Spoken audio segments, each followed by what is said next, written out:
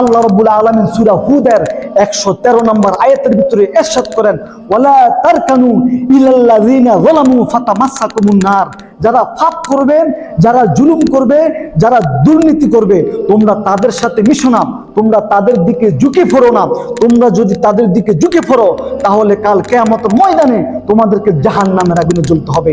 এই ঘোষণাটা কার? আল্লাহর। অথচ আমাদের সমাজের ভিতরে দেখা যায় যারা দরবারে কারবারের নামে সত্যকে মিথ্যা আর মিথ্যাকে সত্য বানিয়ে গরিবের হক নষ্ট করে, আমরা তাদেরকে আরো বাহাবা দেই, আমরা তাদের সাথে আরো মিশি, আমরা তাদের সাথে মিশে আরো তাদেরকে সহযোগিতা করি। মনে রাখবেন, আল্লাহ রাব্বুল আলামিন বলেছেন, কেউ যদি তাদেরকে বিন্দু পরিমাণ সহযোগিতা করে, কেউ যদি অন্যায় কাজে, কেউ যদি জুলুমের কাজে, কেউ যদি ফাসাদিতার কাজে একজনকে বিন্দু পরিমাণ সহযোগিতা করে, তাহলে কাল কিয়ামতের ময়দানে তাকেও কঠিন আযাব ভোগ করতে হবে।